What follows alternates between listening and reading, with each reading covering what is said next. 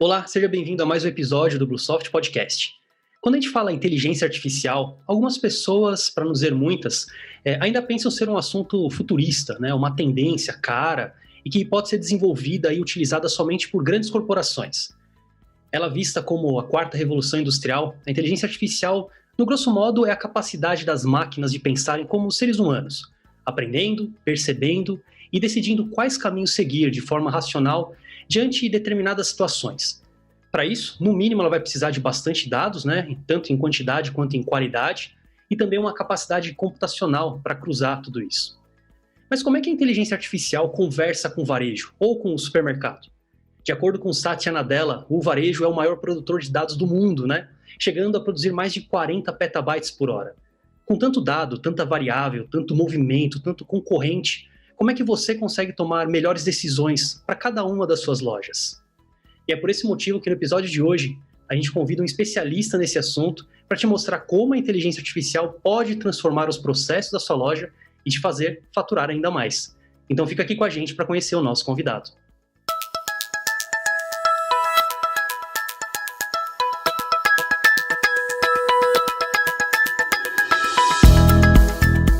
Então hoje eu estou aqui com o Guilherme de Maceroni, CEO da James Tip. Seja muito bem-vindo, Guilherme. Tudo bom, Wilson? Obrigado, pessoal. A gente que agradece. Então, assim, antes da gente começar a falar um pouquinho sobre inteligência artificial, eu quero conhecer um pouquinho da sua trajetória, né? Como é que surgiu a ideia de criar a James Tip? A James Tip, na verdade, ela é um desejo que aconteceu depois de eu ter vendido a primeira startup que eu criei, né? Eu criei uma startup em 2019. 2009. Tá? Eu criei uma primeira startup em 2009 e a gente ganhou um prêmio chamado IBM Smart Camp, que é uma competição mundial da IBM. A gente ganhou a etapa Brasil, a etapa América Latina, e foi uma das 8 startups mais inovadoras do globo naquele ano pela IBM, óbvio, né? Onde nós éramos focados em capturar dados do pequeno e médio varejo em tempo real. Tá? Isso se espelhando muito num pessoal que eu respeito muito, na verdade, o fundador, né, da NeoGrid. Então, a gente quis fazer uma NeoGrid pequenininha aí, capturando dados do pequeno e médio varejo em tempo real vendendo para a indústria. Quando a gente voltou para o Brasil, a gente foi investido pelo concorrente da NeoGrid, que foi a Axera, que a Axera foi comprada aí há um ano e meio pela NeoGrid. Então, na verdade, eu costumo brincar, né, que a gente saiu do Brasil como desconhecidos e voltou aí com uma carta, um sinal verde para receber investimento de uma empresa grande como a Axera, super estruturada, com um fundo por trás, Nova Capital, né, o Jorge Paulo Lemann por trás, Sucupira, Verônica Serra. E aí aquele desejo de todo mundo que tem uma startup, né, quando tem aí uma empresa que comercializa e um fundo por trás que está dando toda a estrutura para as empresas investidas. Eu vendi a operação para a Axera em 2015, tá, e eu acho que é importante falar aqui que quando eu criei a empresa, eu mandei um e-mail de mim para mim mesmo, tá? Que eu acho que tinha que ter 3 coisas para acontecer e dar certo a startup. A primeira era que eu tivesse um sócio honesto que me ajudasse nas minhas carências e dificuldades. O segundo era ter um contrato com a Ambev. E o terceiro, ter um fundo de investimento por trás interessante. O sócio foi a Cristiane Mendes. Tá? A Cristiane Mendes hoje está no Delivery Center. Tá? É chefe de operações, se eu não me engano. A Cris já veio de uma empresa, a Shopping Brasil, que é uma empresa que foi vendida para a GFK. Ela trouxe uma experiência, uma bagagem operacional absurda para mim. Né? Tem uma gratidão profissional com ela absurda. Depois veio a Axera como investidora com o fundo, mas na mesma semana que eu fechei a venda da empresa, um percentual para a Axera, na semana seguinte eu estava na Ambev fechando um contrato gigantesco com a Ambev. Tá? Então, assim, eu consegui tudo numa sequência muito boa. E aí que eu vendi em 2015, a gente saiu 100% da empresa, os sócios fundadores. Voltei para a Axera como executivo, fiquei uns 6 meses, mas não funcionou muito bem essa é a minha passagem como executivo. E a gente entrou num comum acordo de eu sair da operação. E fiquei 1 ano e meio, aquela questão de não compete, aí aproveitando um pouquinho as coisas, vendo o que eu ia fazer da vida. E aí que surgiu a James Tip, né? A James Tip surgiu pela cabeça de um outro cara que é brilhante, que é meu sócio atual, que é o Rodrigo Torres. E é engenheiro de produção, é data science, tem certificações APICS, participou de projetos de predição de demanda e planejamento, SNOP, gigantescos da Axera, ele era executivo da Axera. E aí algumas conversas aí no final de semana, que eu e ele, a gente tem o mesmo hobby, né, que é andar de moto potente aí. Nessas conversas aí, ele tava assim, tu vai fazer o que na tua vida, meu? Eu, cara, tô vendo, né, assim, eu tenho uma ideia aqui. E aí nasce um desejo em 2017 para fazer uma solução, uma empresa que tivesse um conceito de inteligência artificial, predição de demanda, quase como Netflix, muito simples. Porque até então a gente via que as empresas sim existiam, alta capacidade de desenvolvimento, mas tu comprava projetos com caras matemáticos, então assim, tudo era projeto. Ninguém ainda tinha uma plataforma que resolvesse o Pareto, 20-80 ali, 80-20, que é o que a gente queria. Se resolvesse 80% dos problemas do varejo da indústria distribuidora com predição de demanda e inteligência artificial, que é o nosso negócio, tu conseguiria bocar um grande pedaço do mercado. E foi isso que a gente fez. Então, eu diria que são 3 partes, né? O começo do GMST. Primeiro foi identificar que eu tinha uma solução lá que ela pegava só o sellout do pequeno e médio, eu não via a parte de planejamento de demanda, que a Axera me ensinou muito, eu visualizei muita coisa lá dentro. E a terceira é entregar tecnologia com facilidade, né? Assim, aquela coisa simples, rápida, ágil e com uma questão que é reduzir o uso ou o trabalho que as pessoas têm em cima da tecnologia. Então, a gente conseguiu englobar tudo isso em cima do GMS Chip hoje, né? Maravilha, parabéns pela trajetória, né? As conquistas. É muito bacana Obrigado. Ver que você é uma pessoa que coloca em prática e que teve boas alianças ali, você disse tudo, ter um parceiro. A ideia de você mandar um e-mail para você mesmo é muito boa, para você ter essa capacidade de falar, bati aqui a minha meta e agora, né? O próximo você já está lá conquistando de novo, então parabéns mesmo. A gente sabe que o estoque, ruptura, perdas, né, são temas recorrentes ali no varejo, né? É de interesse comum de toda a cadeia, né? Pauta de diversos eventos, de conteúdos, até mesmo aqui na Blue, a gente cria campanha, a gente cria patrocina evento, a gente tem material rico para falar, para informar, né, e compartilhar conhecimento com todo mundo.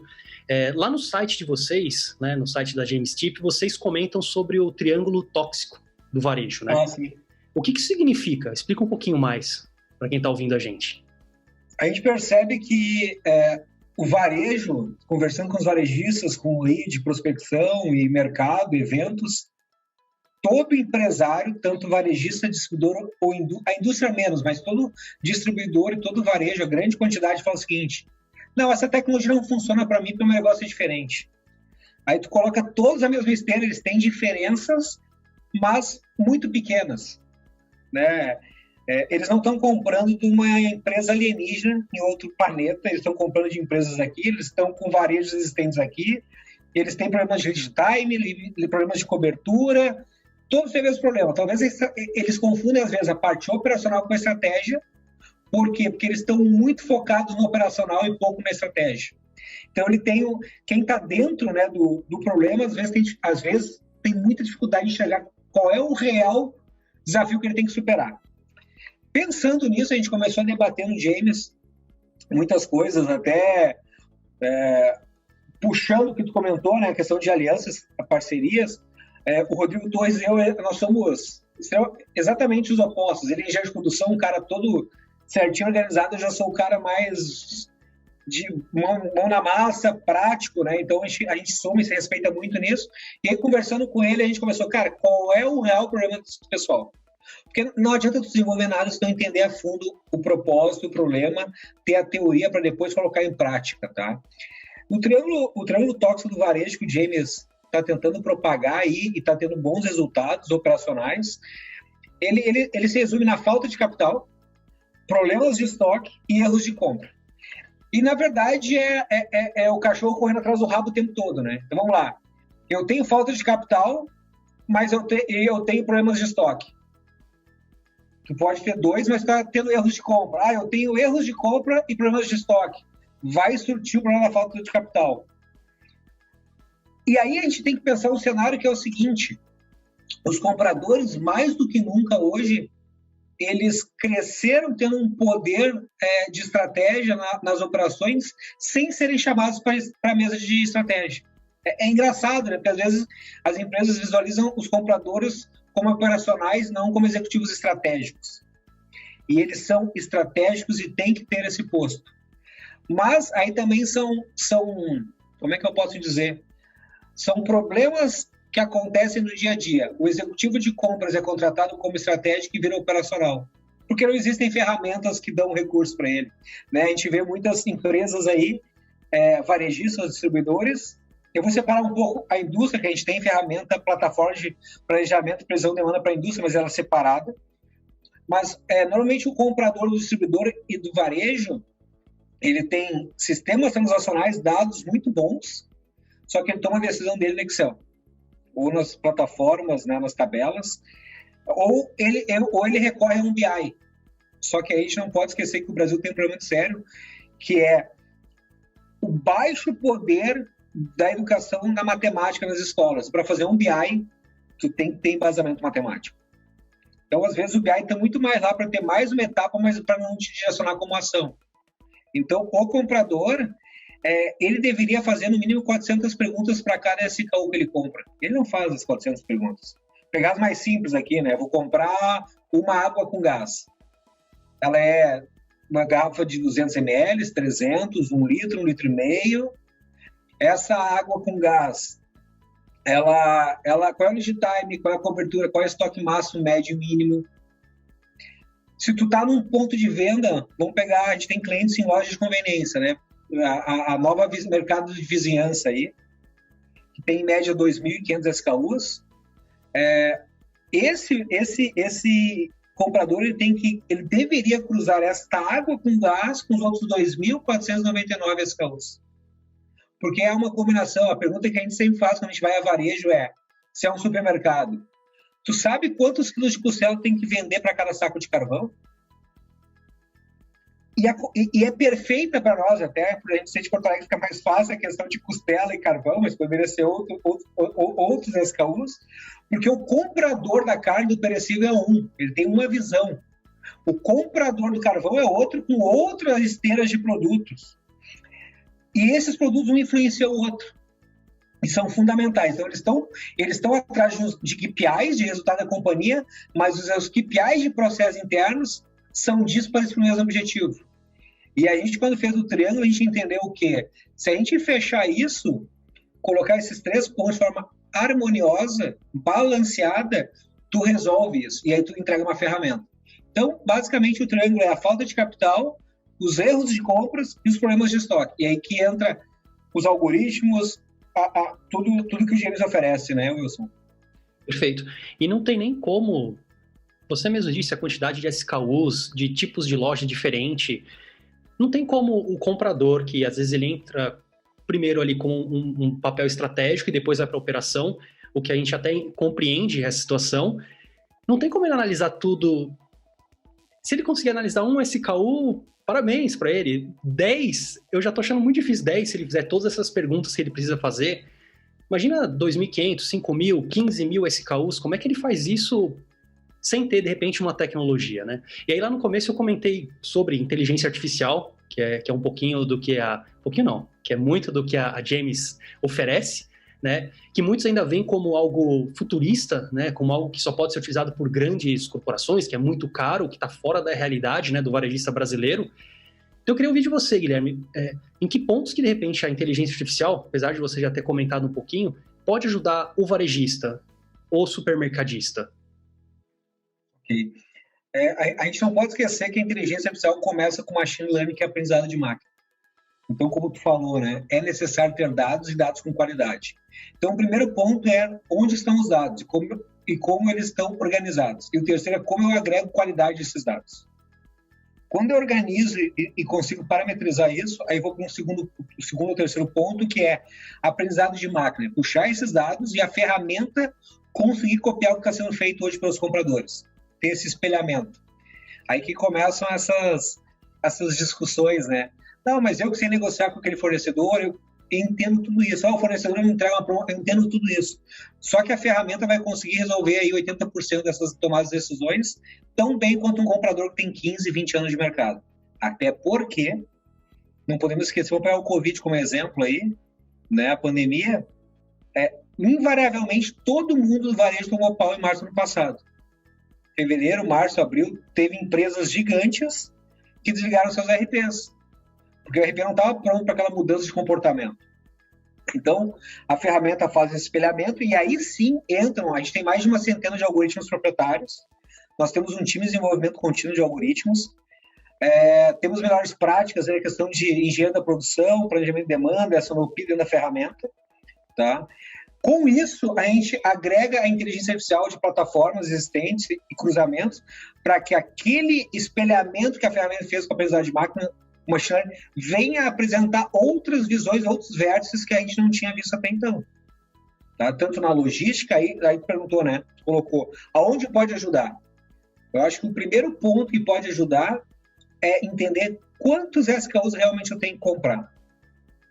Não a mais e não a menos. Claro que a gente não vai acertar 100%, se a gente acertar 100%, a gente está manipulando dados, vai ter sempre erros, mas se a ferramenta erra para cima, ela já apresenta ações de cross-selling para vender em conjunto aquilo que aconteceu, um comportamento que não girou quanto a gente pensava, a ferramenta pensou. Se ela compra menos, ela já repõe rápido. Ela já dá gatilhos para te comprar antes, né? Se aconteceu um fluxo de venda maior que o esperado. Então, a gente vai por essas etapas que ele começa a enxergar esse comportamento que já acontece e começa a cruzar vários algoritmos. E aí a gente entra numa combinação que vocês usam teoria das restrições? Também usamos. Quando? Aí que a inteligência artificial entra. Então, tem uma centena de algoritmos, ela faz, vamos colocar assim, prova real desses algoritmos em vários cenários, com uma capacidade de processamento absurda, e ela entende quais são os algoritmos que naquele momento fazem sentido para dar a predição mais correta do comportamento futuro. E aí entra toda a questão de Data Driven Planning, né? Planning, que é tu entender a demanda futura e voltar vários zeros da cadeia. E aí que a gente faz isso? A gente vai vamos até o futuro, percebe essa demanda lá no sellout e volta vários zeros da cadeia a nível SKU, profundidade de categoria, família, fornecedor, fornecedores que têm produtos semelhantes, então um pode assumir o papel do outro. Como tu falou, ponto de venda, né? O ponto de venda influencia e muito. A questão até de produto exposto em gôndola influencia. A gente tem case com empresas de celulares que a gente tem que setar lá quantos celulares vão ser expostos por celular, porque ele vai influenciar, sim, o comportamento de venda. Isso também vem carregando. Lembra aquelas 400 perguntas? Tá tudo aí dentro. E aí a diferença é que a inteligência artificial ela não faz só as 400 perguntas, mas tem perguntas tem perguntas que naquele momento não são boas e ela sabe anular. Ó, tira essa pergunta, isso não tem esse peso agora. E uma coisa que eu gostaria de colocar aqui eu acho que agora a maturidade do entendimento da inteligência artificial está melhor, mas teve um momento em que as pessoas achavam que IA, machine learning, processamento de dados era tu pegar um liquidificador, botar um monte de fruta sem descascar, botar qualquer tipo de leite e sair uma mega vitamina. E não é assim, né? Tu pode botar um leite com qualidade, botar várias frutas boas com qualidade, se cair uma colherinha de óleo, bagunçou, que é o dado ou errado, dado não organizado, ou a pergunta, o KPI que tu não visualizou, que tu tem que responder e não soube responder. Então, ele é muito mais do que só puxar dado, empurrar e tentar achar que vai ser alguma coisa boa no final. Sim. A questão do dado bom, né? Saber também filtrar o que é um dado bom para você usar. Além disso, a pergunta certa para você fazer, porque às vezes você faz uma pergunta que pode te tendenciar a criar alguma coisa e você depois vai culpar a própria ferramenta ou a própria decisão. Você fala, poxa, mas eu coloquei tudo certinho, mas a pergunta que você fez não era a certa para aquele SKU ou para aquele momento. Em questão de tamanhos de loja, ou de repente uma loja que tem e-commerce ou que trabalha com formatos diferentes de venda, canais diferentes, a James atua de uma forma só ou consegue atuar em cada uma dos canais? Como é que funciona isso? O conceito da ferramenta ela começa com entendimento a nível SKU, nível item. A gente criou uma dinâmica, uma inteligência que a gente colocou na ferramenta, onde cada SKU é tratado como um ser humano. Então, vamos lá. Se esse ser humano nasce em determinado bairro, convive com os outros SKUs, outros seres humanos, ele tem um comportamento. Se ele nasce em outro bairro, ele tem um outro comportamento. Se ele se muda para outro bairro, ele tem um outro comportamento. Então, eu estou fazendo essa comparação porque nós, desde o começo do GameShip, a gente começou a pensar ali em 2017, 2018, muito nessa questão do CRM estavam em alta, né? Os CRM estavam em alta, aí começou esse burburinho de os dados, como é que ficariam os dados, né? O acesso aos dados, toda aquela questão. Nós acompanhando essa questão Europa, Estados Unidos, sabendo que havia uma coisa muito próxima da Europa e Estados Unidos sobre dados, diferentemente da China, que é tudo aberto, sobre o dado do consumidor. E a gente falou, cara, essa questão do CRM vai perder o poder que tem até então. Não que não vai ser importante, só que vai ter desafios a entender o comportamento do cliente no sentido de pegar mais dados, pedir autorizações. Por que a gente não se especializa em entender o SKU como um ser humano, a fundo? Por quê? Porque a empresa que eu criei, a Visor, né, que foi lá que eu vendi para a Xera, a gente chegou a capturar por mês 100 milhões de pontos fiscais em 4 mil pontos de venda pequenos e médios. Então, a gente criou uma inteligência sobre o entendimento, uma inteligência sobre o comportamento de SKU absurdo.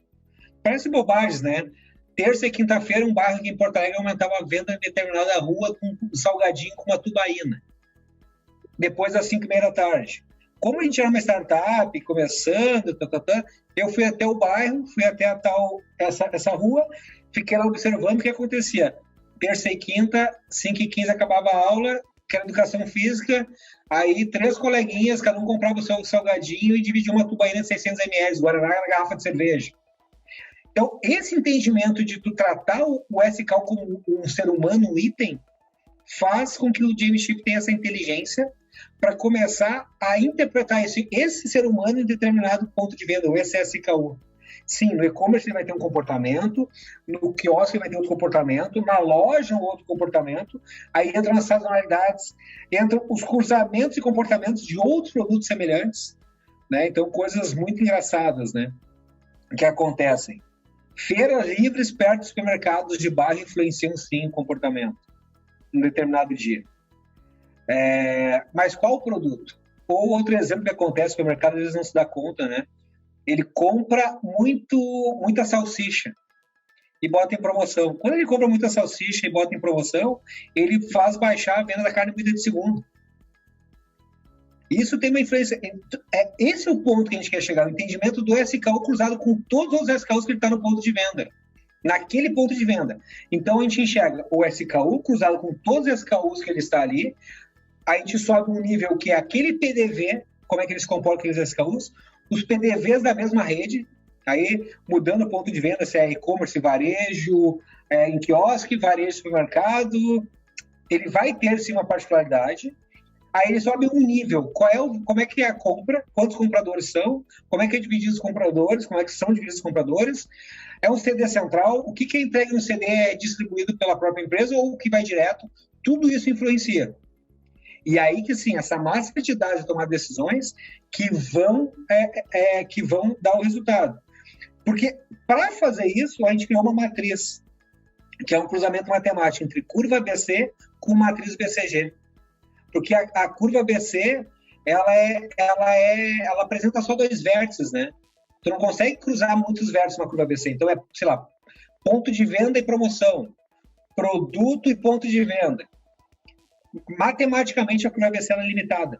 Por mais que ela tenha tido uma vantagem até agora. Agora, quando a gente agrega inteligência artificial, processamento e outros cubos, né, e algoritmos, e a gente cruza matematicamente a curva ABC com a matriz BCG, eu começo a cruzar diversos ângulos e vértices em cima de um SKU só. Promoção, ponto de venda, é sazonal, não é sazonal, é histórico. Tanto é que a gente tem 8 níveis de classificação, né? Vamos lá, nossos 3 níveis de curva ABC, na verdade, no GM são 8. Eu tenho, e com nomes bem sugeridos que eu aprendi na outra empresa. Porque como a outra empresa nós tínhamos aí, a gente saía com a Ambev, né? A Ambev, nós participamos daquele programa Mercado Ideal da Ambev, que tinha um programinha que capturava dados do varejo, e era a nossa tecnologia que capturava o tal do chupa-cabra com autorização do varejista, né? Foi a empresa que eu vendi, essa patente que eu desenvolvi, né, que é essa tecnologia. Quando a gente ia no ponto de venda com a indústria de bebidas, a gente chegava lá e o varejista falava, olha, esse produto de vocês aqui é um abacaxi, é uma bomba. Então, as classificações do James Chip são nomes, produto bomba, abacaxi, ostra, cavalo, novo, que tem a ver com o relacionamento que o varejo dá no dia a dia. Claro que ele carrega custo, carrega vários norteadores aí que vão definir o que é um produto bomba, o que é um abacaxi, mas ele dá flutuação, ele é dinâmico. Um produto no ponto de venda A pode ser bomba, no B ele é um abacaxi, no C ele é um cavalo, da mesma rede. Tá? E tu falou no teu questionamento também a questão de gestão de categoria. Tu deixou ali, como é que a gente faz? Sim, a ferramenta ela faz gestão de categoria. Ela fala o que tem que continuar apostando para comprar e o que tem que deixar de apostar. Nós temos um cliente que são 7 lojas de acessórios para celulares. Capinha, recarregador, película. A gente tem um resultado bem interessante. Quando a gente começou com eles, eles tinham 12.300 SKUs ativos. 8 meses depois, eles estavam com 9.100. A ferramenta falou, para de comprar isso. Só que eles duplicaram o faturamento depois de 1 ano e meio, com menos SKUs, porque começou a comprar certo. Tá? Então, é essa lógica que a gente usa. A ferramenta, ela visualiza todas as características, mas também tem regras de negócio que a gente criou para esse processamento, tá, Wilson? E o estoque em si, ele é um custo. Se ele ficar parado lá, você perde capital de giro, você perde um monte de coisa. Você pode, eu tenho tudo aqui no meu estoque, olha que maravilha, esse meu estoque cheio de produtos parados, que ainda vou vender, mas ali é uma promessa que você está vivendo, né? Tipo, você não sabe se realmente aquilo vai sair de lá. Então, com a ferramenta de vocês conseguem falar, olha, esse produto aqui está parado há muito tempo, ou esse produto aqui não vai girar, eu tenho essa oportunidade, para de comprar isso, finaliza, compra mais desse. Então, vocês conseguem diminuir os SKUs, o estoque da pessoa, da loja, para fazer ela faturar ainda mais. Isso e utilizando, logicamente, a inteligência artificial para isso. Agora, qual que por onde o varejista começa, né, para implementar uma cultura de inteligência artificial? Imagino que não seja algo fácil, que você tem que atingir provavelmente toda a cadeia ali, você tem que mostrar diversas vezes o quão é bom, o quão é importante utilizar a inteligência artificial e quais são os principais desafios para iniciar isso no varejista, lá no negócio dele, por onde ele começa? Esse ponto que tu comentou de cultura é fantástico, né? Eu só quero voltar a um ponto que é uma frase que a gente usa muito no James, que eu aprendi muito na IBM nos Estados Unidos, quando a gente ganhou o prêmio, que é a teoria da esperança, né? O varejista, a hora que ele estoque dele cheio, ele tem a teoria da esperança, que se vender tudo, ele conseguiu zerar o custo e faturar. Ele tem uma teoria sobre uma esperança, né? É igual a startup quando faz o B2C, né? Uma startup focada em cliente. Quando eu tiver 5 milhões de cadastrados clientes, eu vou ter tanto de EBITDA. Cara, para chegar lá tem um caminho. Só peguei isso para falar um pouquinho que às vezes a gente encontra esse desafio que é a teoria da esperança.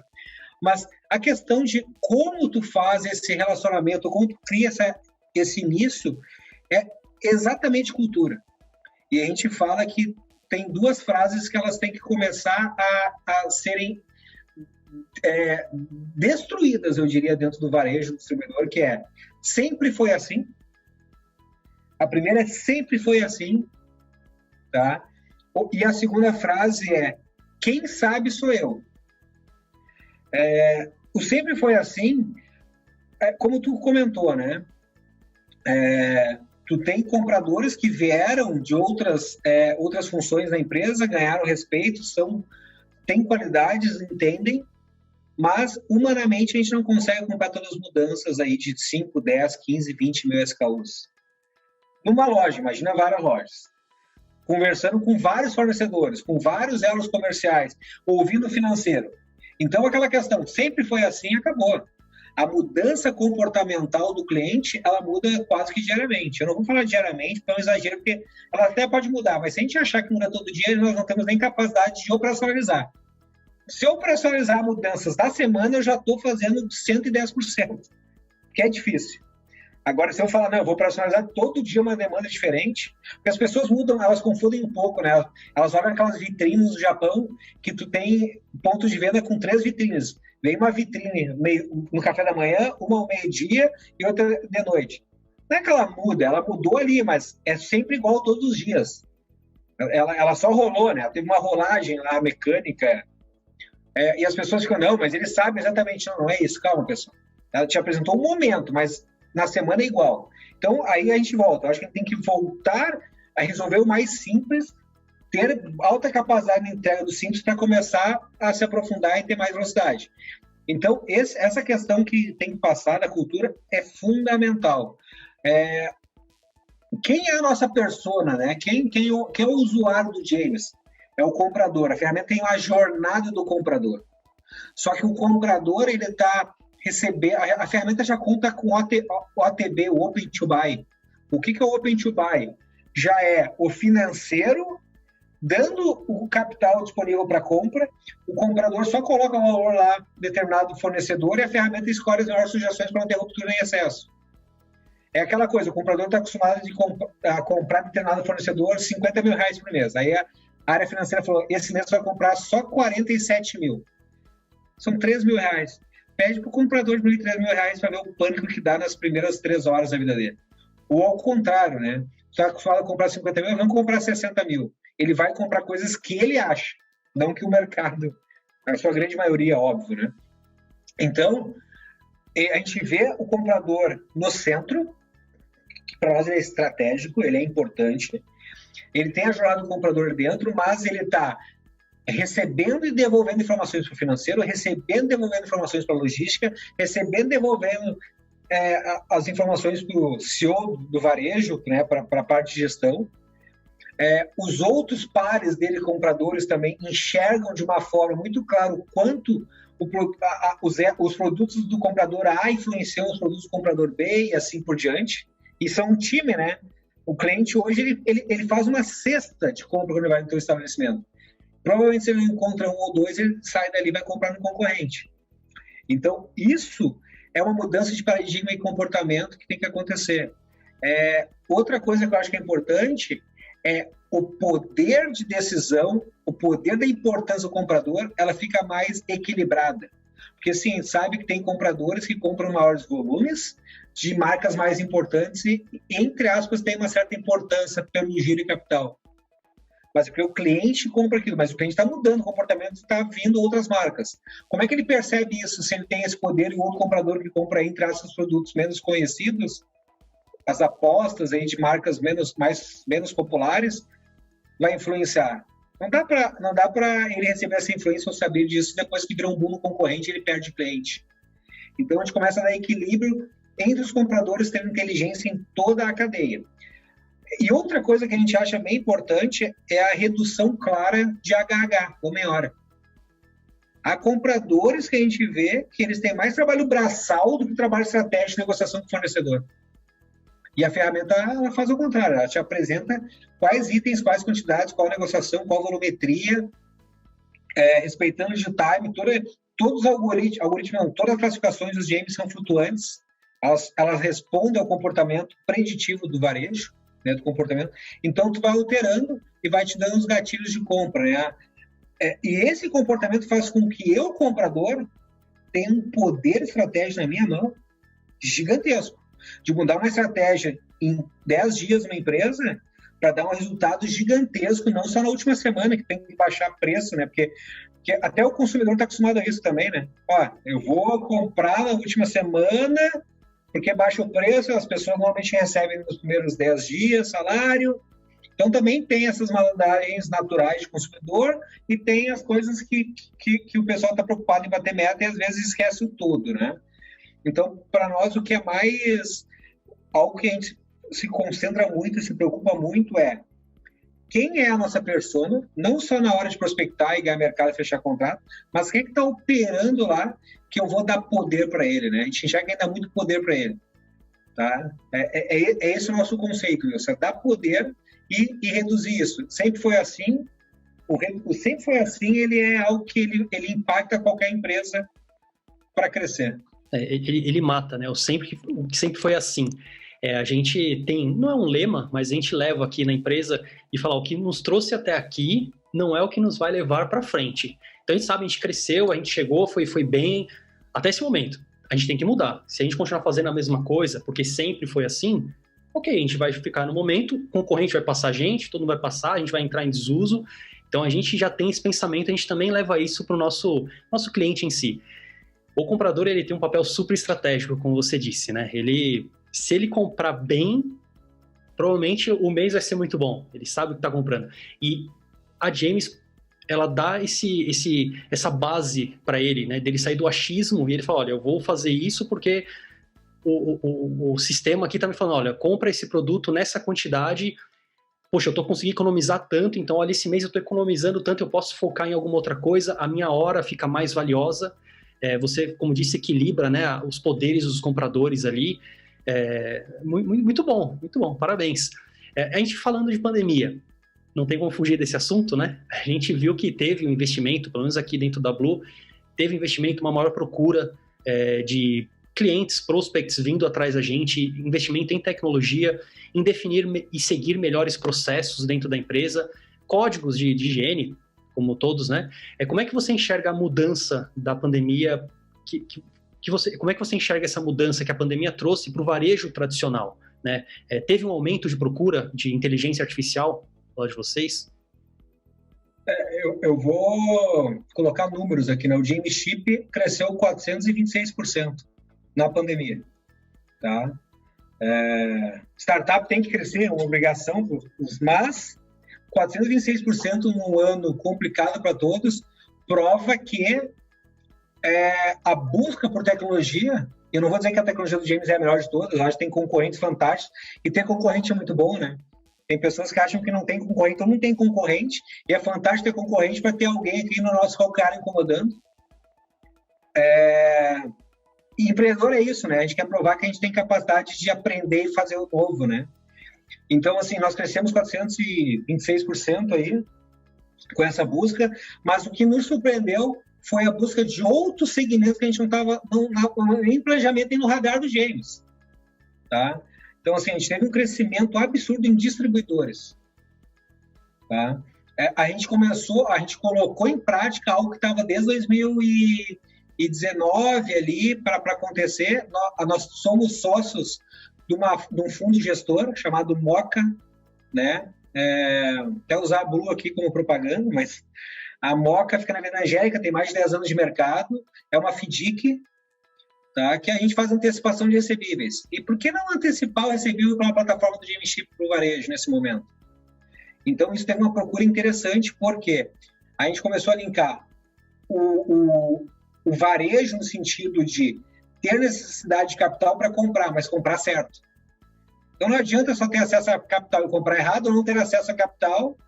Então, a gente faz essa combinação.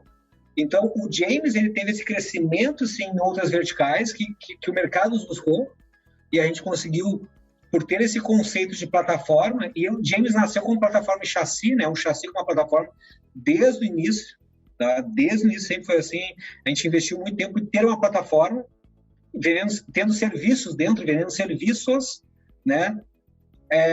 E a partir do momento que teve um crescimento em várias verticais e os clientes começaram a enxergar que a gente podia antecipar recebíveis para eles comprarem melhor, que é a combinação do dinheiro inteligente, porque aqui é uma coisa, é algo econômico que a gente resolveu muito bem, né?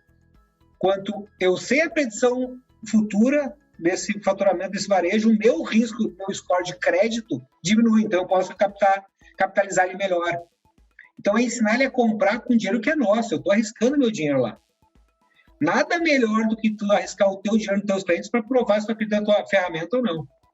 Tá? Claro que a Moca tem mais de 10 anos de mercado, meus sócios são ex-Safra, ex-Banco IB, né? Tem um conhecimento de varejo gigante, mas o arriscar isso dá uma mobilidade, uma mudança de comportamento que o varejo olha para ti e fala assim, pô, agora que todo mundo está recolhendo capital, vocês estão com capital disponível na ferramenta, pô, eu quero continuar com vocês. Então, isso nos alavancou muito. Outra coisa que eu acho que é muito importante, que nos alavancou a ter o resultado, né? Então, o cliente foi lá, levantou a mão e falou, eu tenho uma necessidade. Vocês resolvem, é que o James Chip, ele foi criado e os sócios são, vou brincar, né? São barriga no balcão, são chão de fábrica. Eu fui no varejo pequeno, quando eu tive outra empresa, eu acordava às 5 da manhã, fazia grito de guerra para sair com as empresas, para os nossos parceiros, para instalar a ferramenta, conversei com eles, Rodrigo Torres, engenheiro de produção, ele fez uma demanda em laboratórios aí pela Xera, né, que ele era executivo, então ele conhece muito. E aí a gente tem um time aqui de economista, matemático, outras pessoas para fazer os algoritmos melhorar, mas o direcionamento é de alguém que conhece a operação de fato. E aí, quando vem uma demanda nova no mercado, eu falo, pô, isso aqui a gente já conhece. Laboratório farmacêutico, indústria farmacêutica, distribuidor farmacêutico, a gente conhece, a gente já fez nas outras empresas. Ó, faz o ajuste aqui no chassi e já entrega. Então, a gente está tendo uns resultados bem interessantes de crescimento com mercados dos quais até então a gente não estava focando. E o mercado que a gente estava focando, aí teve outra estratégia, que a gente agora fez uma parceria há pouco tempo, a gente não divulgou ainda, que é o primeiro local que vai divulgar, com uma outra startup de shelf life. Então, agora, o GM Chip já vem embarcado todo um sistema de shelf life com mobilidade. Então, a gente entrega a predição de demanda para compra, distribuição, com uma outra startup. A gente não pode divulgar o nome ainda, tá? Mas, assim, a solução já está embarcada com toda a questão de shelf life, com uma empresa que conhece pessoas oriundas do mercado de shelf life, de governança, de cuidado alimentar, de restrições, né, para o alimentar, porque aí que a gente entendeu também outra necessidade. O quanto se perde, né, com a questão de shelf life, mas não pode ser só operacional, tem que ter inteligência artificial junto. A gente tem que juntar todos os elos da cadeia. Então, a gente fez isso, então a gente aproveitou esse momento dessas duas formas. E a gente fez uma reengenharia no software durante a pandemia também. Como acelerou os processamentos algoritmos, a gente correu muito para entregar outro valor para o nosso cliente. Maravilha. Você comentou brevemente de parcerias, né? E esse é o caminho mesmo. A gente também aqui na Blue, a gente pensou, a gente não pode e nem consegue abraçar o mundo inteiro. A gente quer ser um parceiro tecnológico do nosso cliente, isso com certeza, mas toda necessidade que o nosso cliente tem, a gente busca parceiros para sanar esse problema, né, que ele tem, esse desafio que ele está correndo. Então a gente, olha, você está precisando de falar sobre tal assunto? Beleza, a gente tem esse parceiro aqui, ele já está integrado na plataforma, a gente não vai ficar desenvolvendo para ele, porque não é o nosso core. Nosso core é o ERP, a gente sabe fazer isso e a gente vai atrás. Outro ponto que você comentou é que a Blue é muito parecido com vocês. O nosso sócio, o fundador da empresa, né, que agora é sócio, ele veio do supermercado. Então, é muito engraçado. Ele chega com uma demanda, isso aqui lá no meu supermercado, ele ainda tem, né, o supermercado, ele é presidente lá do supermercado, ele chega, isso aqui é o que eu estou precisando agora. Passa 2 semanas, outros clientes começam a pedir. A gente, já temos. Tá desenvolvendo. Por quê? Porque a pessoa já conhece, é barriga no balcão mesmo. Ele vive aquilo, já foi caixa, já foi empacotador, mexe no sistema, ele criou o sistema. Então, ter essa vivência, ter isso dentro do DNA da empresa é muito importante. E os outros varejistas, as outras empresas, os clientes, enxergando isso, eles falam, esses caras sabem do que estão fazendo. Eles sabem qual é o meu problema. Eles conhecem o meu mercado. E eles acabam confiando cada vez mais. A gente se torna um parceiro deles, não só um prestador de serviços. Então, a Blue, a gente tem muito esse pensamento, e eu vejo muito isso na James também, por toda essa conversa que você está falando, né? Guilherme, a gente vai chegando ao fim de mais um episódio, né? Assim como vocês, a gente vive, né? A gente está presente no dia a dia do varejista, como você disse também, sempre buscando melhorar os processos e aprendendo bastante com eles. A gente vê como a tecnologia, quando bem aplicada, ela pode trazer resultados fantásticos, né? Por isso eu quero agradecer, mais uma vez, a sua presença e deixar contigo as palavras finais. E para quem quiser saber mais sobre a James Tip, quais são os melhores canais para entrar em contato com vocês? Os canais é o site, né, jamestip.com, acho que ali tu encontra tudo.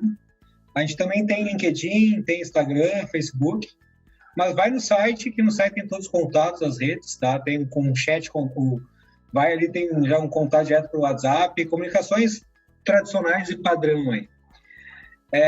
Eu acho que a mensagem final, a gente está com uma campanha no ar do James com depoimentos de clientes reais. Tá? Então, assim, estamos lá com o cliente há 1 ano, 2 anos, a gente quer colocar um depoimento real teu para, assim, e aí o cliente falava, o que eu falo? Fala o que tu quiser, tá? Então, a mensagem que eu quero colocar, deixar, assim, mais do que esse negócio de startup, a gente realmente acredita que a gente tem que resolver problemas dos clientes. A gente é uma startup, que startup tem todos os ônus e bônus, as pessoas só querem os bônus, né? O ônus é que a gente tem que ser mais rápido, que pessoas têm muito mais dinheiro do que a gente, empresas têm muito mais dinheiro. Mas para nós é gratificante a campanha que está no ar hoje com os depoimentos reais de clientes. Tá? Clientes que reduziram o espaço físico do estoque porque não tem que comprar tanto. E parece não estar ligado, mas espaço físico em loja ocupa e é dinheiro aplicado. E ele dá depoimento. Onde tem vários depoimentos aí que estão nas redes sociais. A gente estava investindo também para trazer clientes e nos conhecer com clientes reais. E aí essa mensagem final que a gente quer que eu quero colocar e deixar é tratar os desafios com o objetivo de aquilo depois ser um depoimento. Porque não que o cliente vai querer o depoimento, o que eu quero dizer como depoimento é que tu resolveu um problema do cliente real. Né? Tu não foi mais um confete. O que a gente vê de empresas de tecnologia que surgem, acontece, tem produtos que ela é adquirida, né? Ela é comprada pelo cliente, quando o cliente começa a usar, daqui a pouco ele deixa de usar. E tem empresas que se dão por satisfeitas porque venderam, né? O cliente está pagando. Mas quando o cliente está usando e está nos instigando o tempo todo, tem essa melhoria, faz isso. Eu vi, por mais que tu tenha lá um roadmap gigante de entrega, toda empresa de tecnologia tem isso hoje, por várias questões, né? Inclusive falta de mão de obra especializada no país que a gente não consegue ter tanta educação aí. Mas quando está o cliente te instigando, são dois cenários. Aí tu tem que ter um equilíbrio. Ou ele está te puxando, tu é incompetente, puxar ele e mostrar o caminho, é um cenário. Ou é outro cenário que ele usa tanta ferramenta que ele chegou aqui no topo e tu tem que dar o próximo passo, né? Claro que a nossa busca sempre é botar as ferramentas à frente dele, mas o cliente, sim, eles nos instigam a trazer coisas novas para eles e a gente vai validar se faz sentido. Ou, às vezes, que eu gosto muito o cliente vem com uma história muito definida, que ele quer aquilo. A gente para, analisa e fala, será que não é mais fácil de aquilo? Pô, mais fácil e mais barato. E aí que está o pulo do gato, como a Blu faz também, que é ser o parceiro e entender o cliente e manter ele como um parceiro, tá? Então é isso, eu acho que o nosso desafio aqui é ter mais cases reais de clientes satisfeitos para propagar o que a gente acredita muito, que é o balanceamento nos estoques, o balanceamento de indústria, distribuidores e varejo, o balanceamento entre os executivos, que eu acho que a inteligência artificial entrega isso hoje com muita velocidade e maior acuracidade. Perfeito. Ter essa prova social, né, ter o depoimento, ele é bom, ele mexe com o nosso ego como empresa. Puxa, eu consegui resolver um problema e que bom que eu deixei o meu cliente satisfeito. É sempre bom a gente saber disso, né, que todo o trabalho que a gente teve, porque às vezes a gente tem muito trabalho para entregar algo que, até além do que das expectativas dele, e quando a gente vê um sorriso ou vê um depoimento sincero, mesmo quando a gente não pede, fala, olha, aqui principalmente quando a gente inaugura uma loja, quando a gente entrega alguma funcionalidade nova, uma novidade, uma melhoria, e às vezes o cliente, vem do cliente aquela coisa assim, pô, eu quero agradecer o time BlueSoft por ter entregue essa melhoria, a gente, puxa, infla o ego, a gente até comenta aqui, somos 100 pessoas, 110 pessoas na Blue, mas a gente coloca na sala, no chat, todo mundo comemora, porque, poxa, a gente conseguiu melhorar a vida de repente, uma pessoa que ficava o dia inteiro digitando uma coisa, a gente com um botãozinho a gente conseguiu melhorar. Botãozinho assim, é uma funcionalidade grande, mas para ele foi só um botãozinho que melhorou a vida dele. Então, às vezes, essas pequenas entregas para a gente ver o sorriso, né? Como a gente é empresa de tecnologia, a gente não mexe com o cliente final, essa é a forma de a gente ver o sorriso de um cliente nosso, né? De que ele está satisfeito com a gente e a gente se tornar cada vez mais parceiro dele, né? Bom, Guilherme, muito bom. Espero que você que está nos assistindo também ou nos escutando, tenha gostado tanto quanto a gente. A gente vai deixar todos os links de todos os contatos que o Guilherme falou pra gente na descrição desse vídeo ou desse áudio. E se você estiver precisando de um RP mais moderno, em nuvem, focado em comércio, entre em contato. A nossa equipe está ansiosa para conversar com você sobre gestão, boas práticas, tecnologia, apresentar até o nosso sistema se for necessário. E também não esquece de curtir e compartilhar esse conteúdo no grupo de WhatsApp que você está presente ou para alguém que possa se beneficiar. E se você também tiver alguma dúvida, é só deixar um comentário que a gente vai responder. Muito obrigado e até a próxima.